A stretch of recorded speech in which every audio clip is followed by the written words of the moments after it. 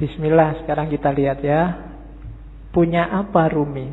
Sebentar kita lihat garis besar pikirannya sebelum masuk ke cinta. Gagasan dasarnya hampir semua sufi adalah melampaui yang lahiriah. Itu kalimat-kalimatnya Rumi. Dari fihi ma fihi itu salah satu karya Rumi yang tidak puisi, tapi bukunya agak tipis, yang ngomong tentang metafisika. Jadi katanya Rumi, segala sesuatu yang tampak di depan kita bukanlah hakikat yang sesungguhnya. Ini hampir semua sufi bilang begini. Yang lahir itu tidak sejati. Yang kelihatan itu tidak asasi. Rumi ngasih contoh. Yang tampak dari bumi adalah debunya. Namun di balik debu itu adalah sifat-sifat Tuhan yang mengejawantah. Dimensi dalamnya adalah emas permata, sementara dimensi luarnya adalah sebongkah batu. Jadi ini penekanan sangat serius dari para sufi. Kita jangan ketipu oleh lahiriah. Karena yang lebih punya nilai itu adalah yang dibalik lahir.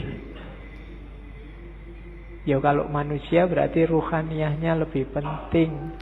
Kalau itu sesuatu berarti esensinya, bukan eksistensinya. Yang ruhaniyah bisa menipu. Bumi itu kelihatannya cuma debu, tapi kalau kamu masuk ke dalam, banyak hal berharga di situ. Ada emas, ada minyak. Banyak juga hal tidak berharga. Lebih kotor dari rebu, mungkin kotoran, tapi dia tidak kelihatan, ada di balik yang fisik. Maka jangan ketipu yang fisik.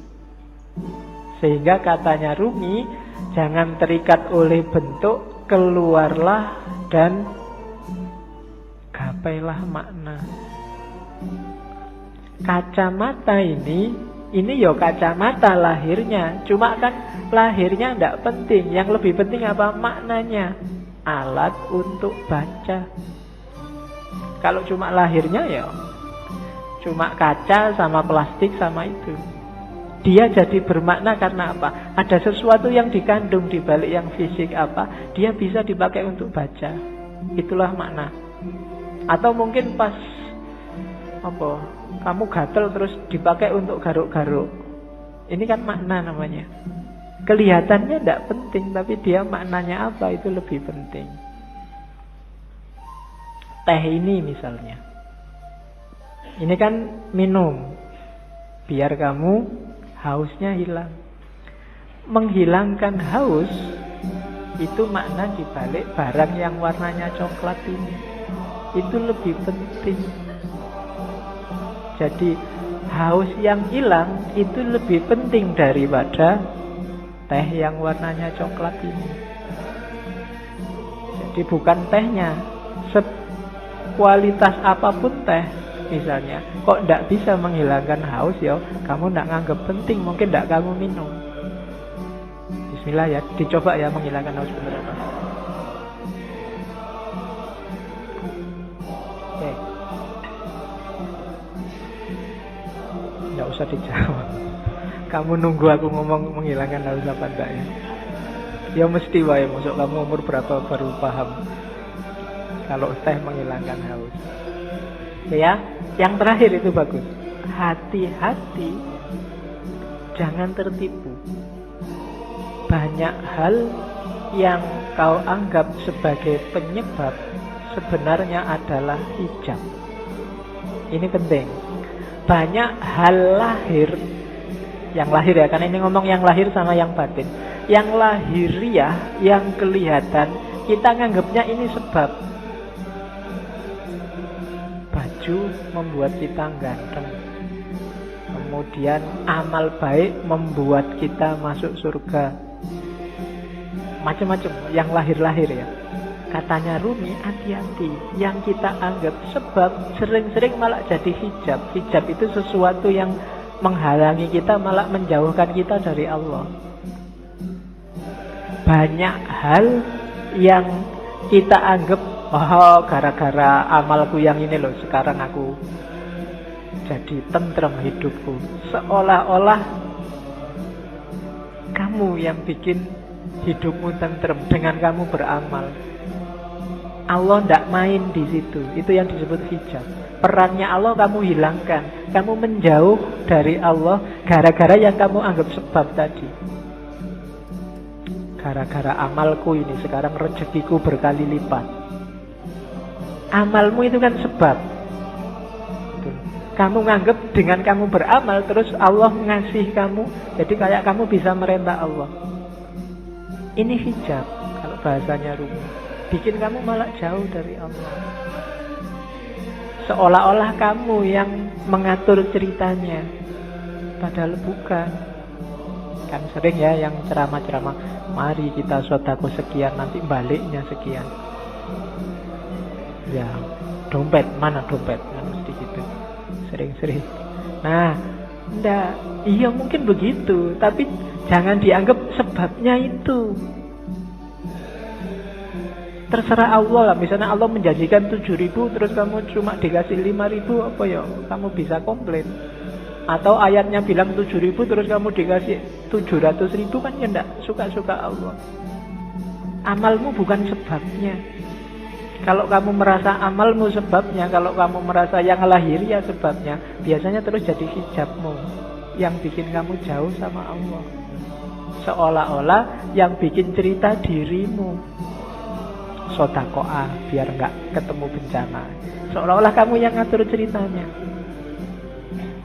Itu yang oleh Rumi disebut hijab. Jangan salah, yang lahir-lahir, yang sering kita anggap sebab, itu ternyata nantinya berubah jadi hijab. Jadi lampauilah yang lahiriah itu. Terus, kata-kata Rumi lagi. Kalau manusia dianggap manusia dari fisiknya, dari lahirnya saja, maka Muhammad dan Abu Jahal itu memiliki kualitas yang sama.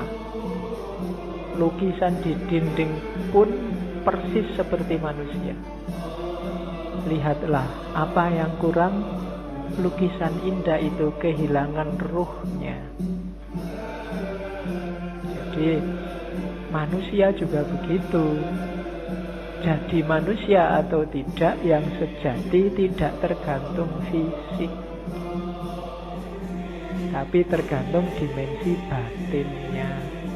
Kalau hanya fisik, maka Muhammad dan Abu Jahal itu ya sama-sama Arabnya, sama-sama punya jenggotnya, sama-sama pakai jubahnya, sama-sama pakai bahasa Arab, sama-sama takbir mungkin.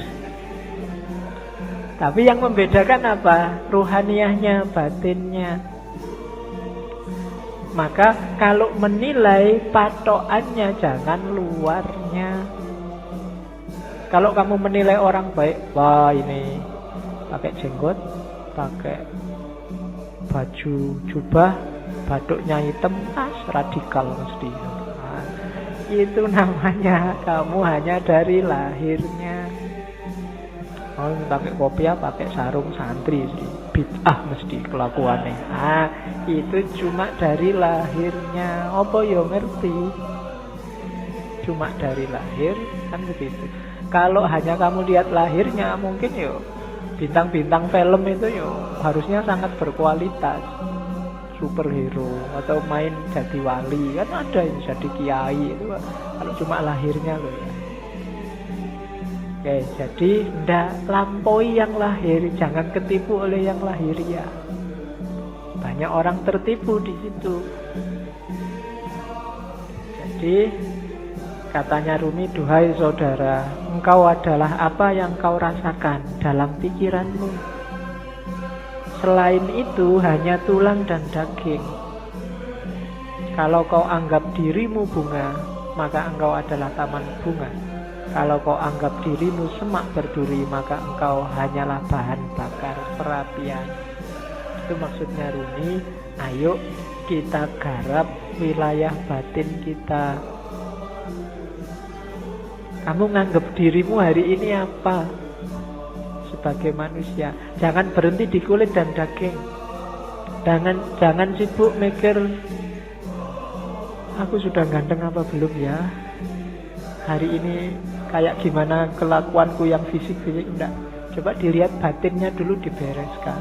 Kalau yang dalam sudah beres, keluarnya pasti bagus. Itu maunya Rumi. Kalau dalamnya masih belum beres, ya susah. Jadi lampaui dulu yang lahir. Oke. Bahkan banyak amalan-amalan ibadah lahir di banyak hadis jadi tidak bernilai ketika batinnya tidak ikut. Kan banyak itu kan. Kam min so'imin, berapa banyak orang puasa hanya dapat lapar dan haus. Berapa banyak orang sholat hanya dapat capek fisiknya saja, dan seterusnya. Itu berarti apa? Kualitas lahirnya beres, tapi kualitas batinnya belum.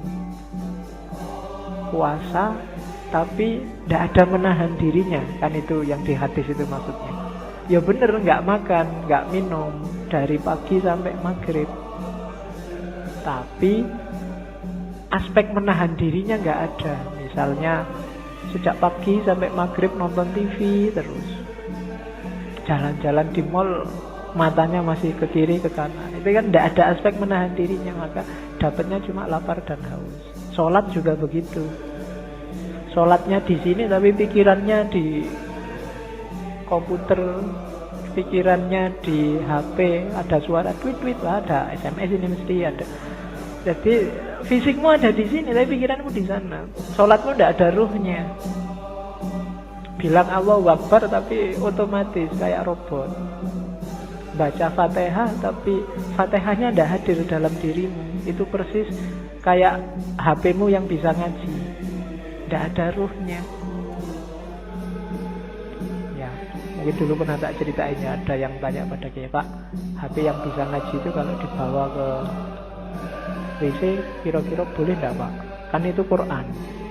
Jawabannya susah. Ada kiai ulama Arab yang jawab boleh. Kenapa? Asal di WC enggak disetel ngajinya. Enggak kamu sambil di WC terus ngaji bismillah, enggak boleh. Tapi kalau ada aja dalam HP enggak apa-apa. Analoginya apa? Pikiranmu. Kamu hafal Fatihah enggak? Hafal. Berarti di kepalamu ada Fatihahnya. Wong apal. Kalau kamu masuk WC, masuk apalannya mau dibuang kan enggak?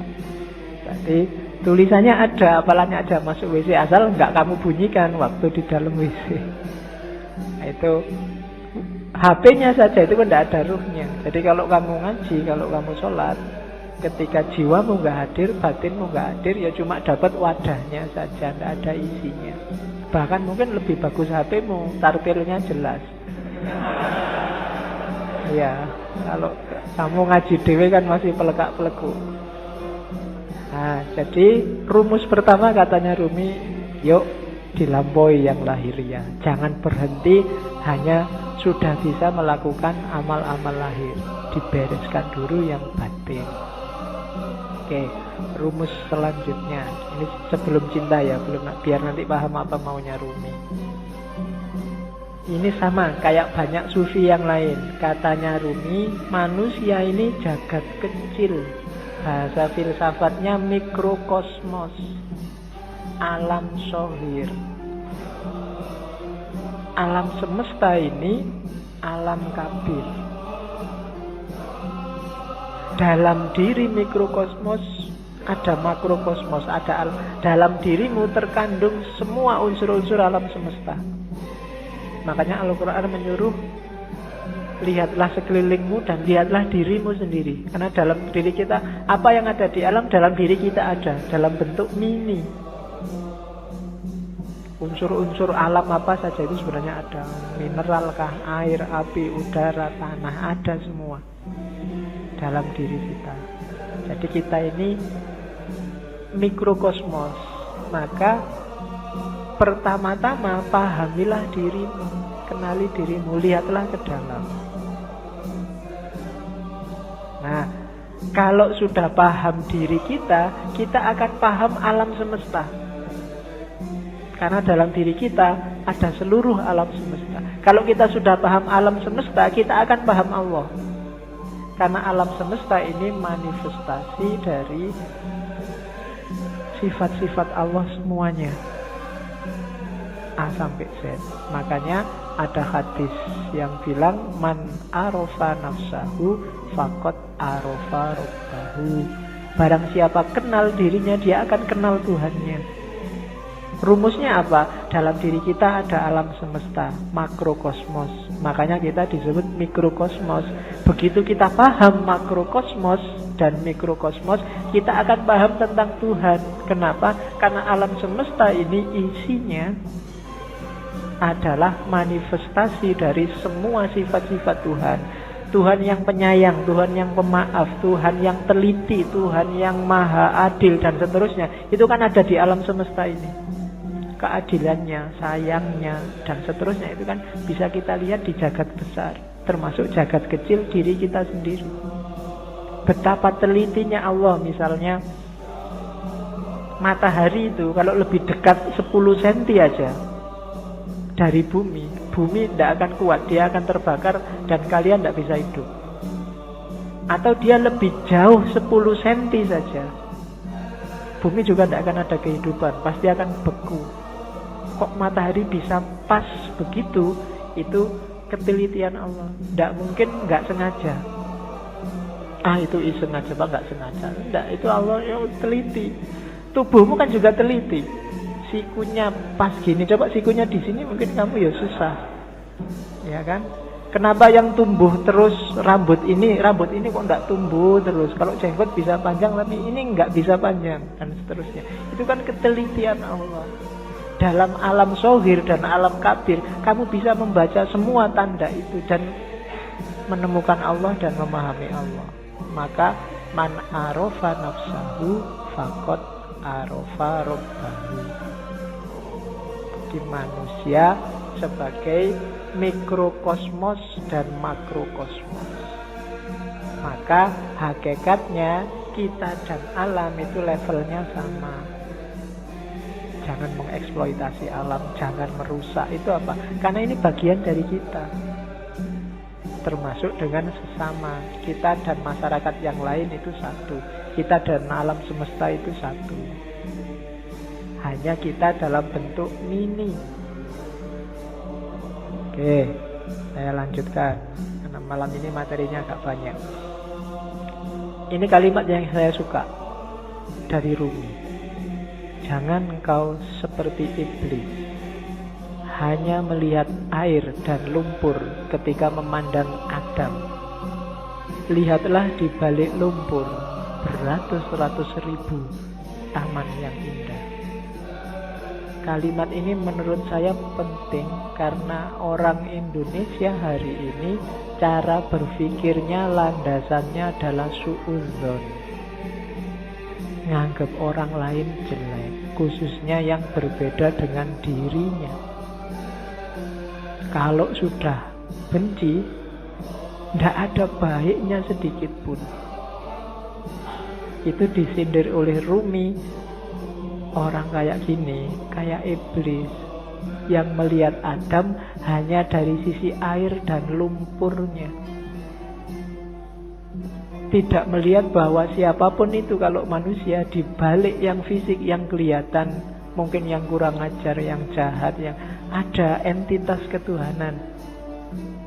Ketika di Al-Quran Allah bilang wa nafakha fihi min ruhi, dan kutiupkan dalam diri manusia itu sebagian dari ruhku.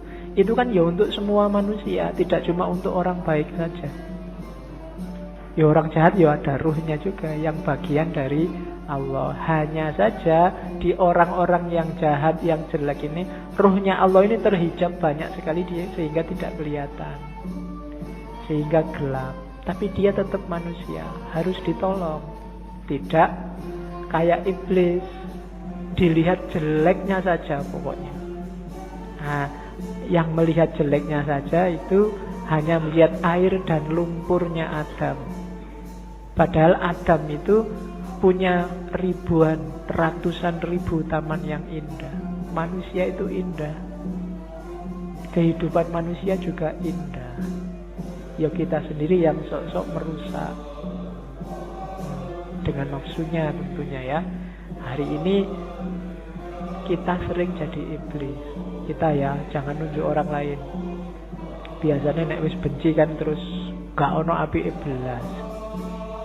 Sejahat apapun orang, pasti ada sisi-sisi tertentu dalam hidupnya yang masih baik. Perampok, pembunuh itu kalau pas dia makan ya, ketika dia makan ini baik, wong dia memelihara jasad titipan Allah dalam dirinya. Waktu dia pulang, misalnya punya anak kecil terus dulang anaknya, itu ya baik. Mungkin terus dia mandi, menjaga kebersihan, itu kan juga baik.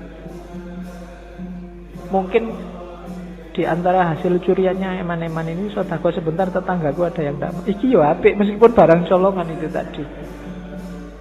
Malingnya jelek iya, ngerampoknya jelek, tapi banyak sisi yang baik dalam kehidupannya. Tapi kalau begitu kita benci, yang baik-baik ini nggak kita lihat. Sebaliknya kadang-kadang juga begitu kita suka, yang jelek-jelek tidak kita lihat. Nah, maka yang penting yang pertama jangan kayak iblis ya, suka benci orang lain. Kalau ada orang tersesat, diingatkan. Kalau dia ngeyel, ya sudah, kan gitu rumusnya.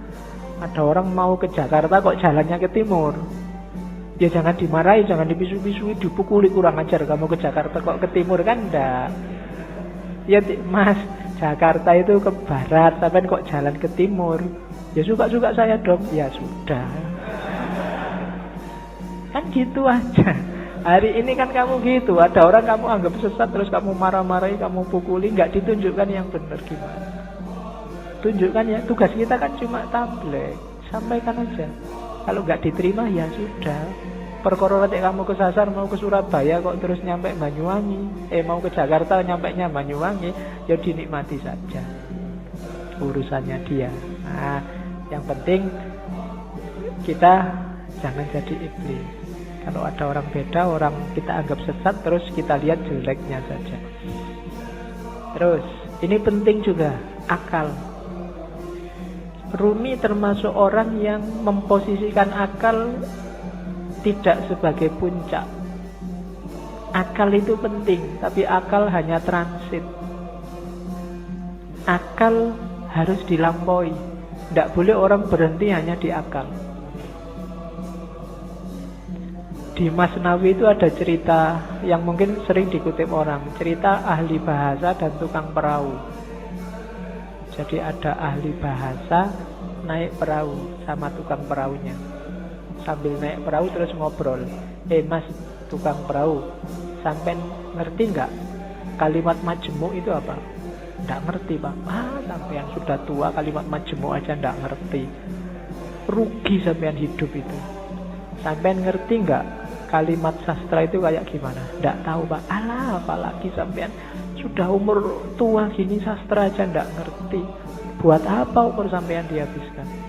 Sampai ngerti nggak? Pokoknya diajak ngobrol gitu, dimarahi terus, dilecehkan terus. Tiba-tiba terus ada badai, kapalnya mau tenggelam. Katanya yang punya perahu, waduh ini pak, sampai bisa nggak berenang? Nggak bisa. Wah, sampai tua berenang aja nggak bisa, ya wassalam, sampean mati, bye-bye, tak tinggal ya, sudah selesai.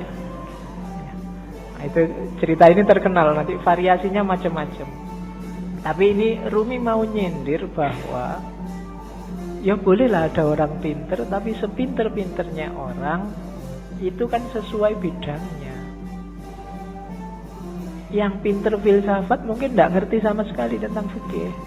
Yang pinter fikih mungkin tidak ngerti tentang kalam.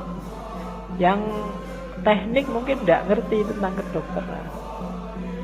Sak jago-jagonya Habibie, kamu tanyain, Pak Habibie, ngerti nggak teorinya Ghazali tentang? Nggak ngerti dia. Dia ilmunya penerbangan. Jadi, Maka orang pinter yang sombong itu janjinya orang bodoh. Sepinter apa sih dia? Ilmunya seluas apa sih? Tidak ada. Orang itu selalu pinternya fakultatif, sesuai fakultasnya masing-masing. Tidak ada ilmu universal. Makanya tidak ada kuliah di universitas, yang ada di fakultas. Universitas cuma mengkoordinir. Kalau digabung dari banyak fakultas, jadilah universitas. Kan logikanya begitu. Jadi cerita ini sebenarnya Rumi main nyindir. Sejago-jagonya akalmu hanya bisa menangkap sesuai pengalamanmu masing-masing. Tidak akan lebih dari itu. Tapi saya ngerti dunia luar angkasa loh Pak. Paling kamu pernah baca buku tentang luar angkasa, kan itu aja. Filsafat saya juga ngerti, matematika juga ngerti. Yang kebetulan kamu ngalami membaca atau ngalami belajar. Yang tidak ya enggak. Sokrates mungkin orang paling pinter, tapi sama istrinya urusan nyambel apa urusan bikin sayur itu tetap menang istrinya. Ya kan? Sepinter apapun Immanuel kan, kalau bannya bocor, kan ada cerita satu ketika Immanuel kan bannya bocor, sadelnya patah.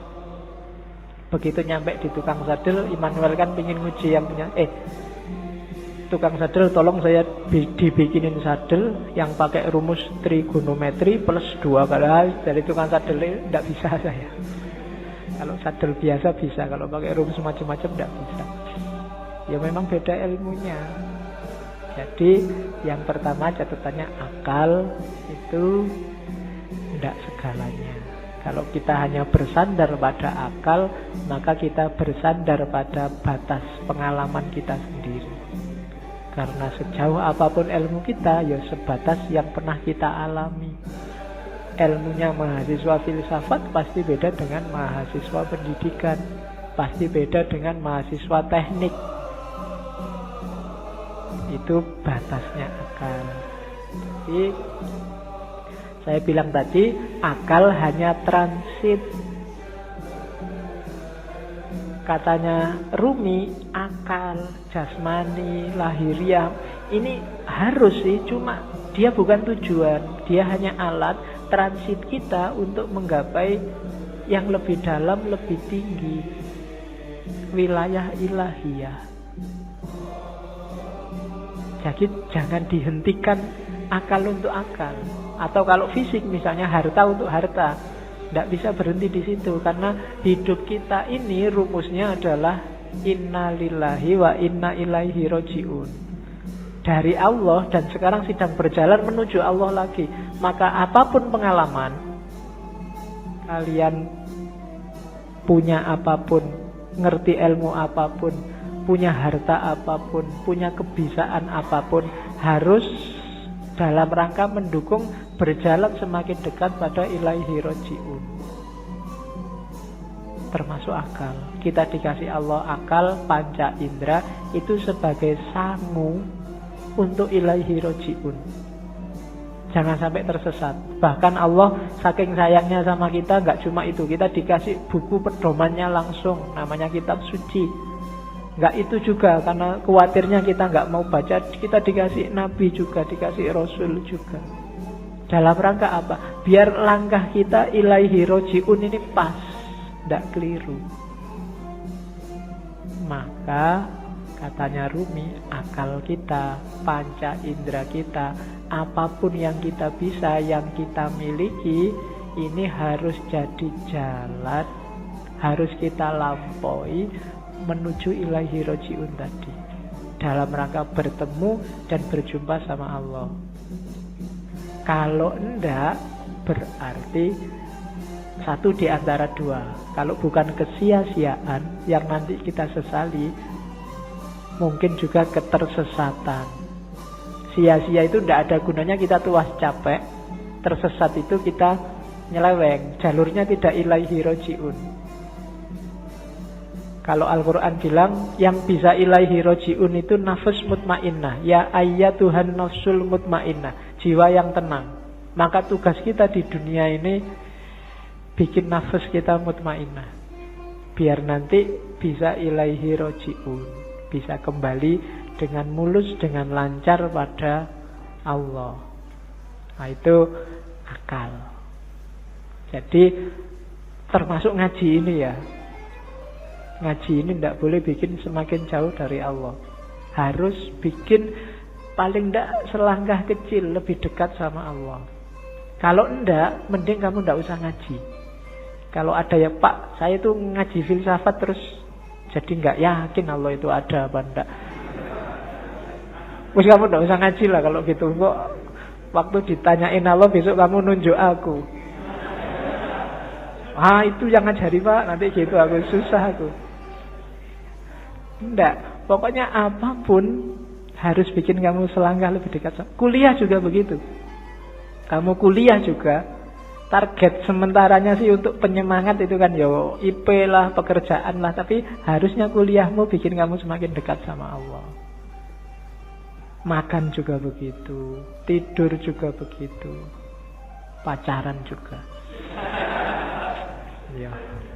Ya jadi kalau punya pacar, bilang ke pacarmu, kita komitmen ya, kita pacarannya semakin mendekat ke Allah. Ya diatur sendiri rumusnya, kamu yang ngerti. Ya, kalau mau pegangan tangan, bismillahirrahmanirrahim. Ya, kalau sudah, alhamdulillah. Oke. Itu maunya Rumi. Jadi apapun fasilitas yang diberikan Allah pada kita sekarang, manfaatkan itu untuk ilaihi roji'un. Hakikat kita ada di situ. Dan semua yang bikin kita semakin jauh dari ilaihi roji'un, hindarilah. Termasuk mungkin yang casingnya, casing itu kan tampakan luarnya, kelihatannya ini sangat agama deh, kelihatannya ini sangat islami deh, tapi kok rasanya bikin kamu semakin gak dekat sama Allah, mending dijauhi. Oke, itu Rumi. Saya ingin ngomong sedikit tentang ini. Tarian berputar Darwis, Whirling Darwis. Di tarian ini ada beberapa kunci ajarannya Rumi. Ya kalian lihat kemarin di masjid juga ada. Itu ada rumusnya. Mungkin kalian lihat ini kan semakin muter semakin cepat, semakin lemah semakin cepat. Ada yang tanya kok enggak pusing ya? Enggak. Ada rumusnya. Kalau pengen enggak pusing, yang pertama, waktu muter, kepalanya jangan ikut muter. Jangan ikut geleng, jangan ikut ngangguk. Yang kedua, jangan merem. Kalau merem, ada kecenderungan lebih pusing. Yang ketiga, jangan lirak-lirik. Pandangan matanya harus lurus. Jadi yang gerak cuma badannya. Posisi tangan itu penting. Tangan kanan menunjuk ke atas, tangan kiri ke bawah. Ini menjemput, menunggu hidayah dari Allah. Kalau sudah dapat, disebarkan ke bawah. Jangan dilek dewe bahasa Jawa nih. Aja dipek dewe. Kalau dapat ilmu banyak, kalau dapat yang penting-penting, ya disebarkan. Jangan pelit. Jangan nunggu diundang dan dibayar baru mau ngajar. Ya. Wong ilmu kamu nggak beli. Saya selalu bilang ilmu itu bukan karena usaha kita, tapi dikasih Allah. Kalau belajar itu kewajiban kita, tapi dapat ilmu atau tidak itu terserah Allah. Makanya kadang-kadang ada mahasiswa kuliah kok ngantuk. Jangan dimarahin, mungkin memang belum rezekinya dapat ilmu dari dosennya. Jadi ini menjemput hidayah, yang ini menyebarkan. Terus mutarnya berlawanan dengan jarum jam, yaitu ada filosofinya. Kayak tawaf itu kan berlawanan dengan jarum jam juga. Ya mungkin filosofinya, kalau manut jarum jam itu berarti ikut ritmenya dunia, ikut ritme sehari-hari. Tapi yang spiritual itu ritmenya dibalik. Kita geraknya tidak mendatar tapi ke atas. Saya sering ngasih ilustrasi, kalau kamu sudah masang mur itu, kamu muternya kan harus berlawanan dari arah jarum jam, baru murnya lepas ke atas. Tapi begitu kamu searah jarum jam, murnya akan semakin mancep, semakin ke dalam.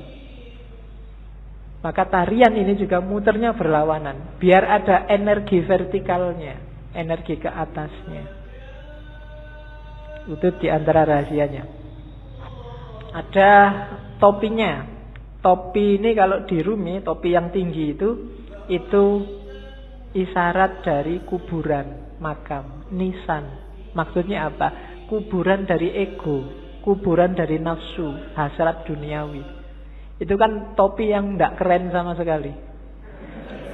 Karena memang simbol dari nisan, simbol dari kuburan. Kamu jalan-jalan di mall pakai itu mesti dilihat banyak orang. Tidak keren. Karena memang simbolnya bukan simbol untuk keren-kerenan. Dia simbol dari ego. Terus baju putih itu ya ego yang sudah kamu kubur dalam dirimu, sekarang kasihlah yang putih, ditutupi oleh cahaya, amal baik, kesucian. Nanti kalau pertunjukan biasanya ada fase ketika yang di tengah pakai jubah hitamnya dibuang. Nah, itu berarti membuang semua yang hitam-hitam, yang jelek-jelek, untuk lahir sendiri jadi putih. Terus nanti ada gerakan kayak orang kedinginan itu. Nah, ini gerakan menyatu, angka 1, tauhid, dan seterusnya. Itu wawasan kecil aja. Jadi kamu jangan heran kalau ada jenis tari semacam itu. Itu ada makna spiritualnya. Nari saja tanpa makna ya eman-eman. Yang lihat tari juga harusnya bisa ngambil makna. Kalau dalam sufi, jenis semacam ini namanya sama. Sama itu seni mendengarkan. Dengan mendengarkan terus kamu tergerak mengalami kedekatan sama Tuhan. Kan kadang-kadang ada orang yang kalau wiritan sendiri dia susah dekat sama Allah, susah tergetar hatinya. Tapi begitu mendengarkan orang ngaji, mendengarkan lagu-lagu spiritual, itu batinmu tergetar.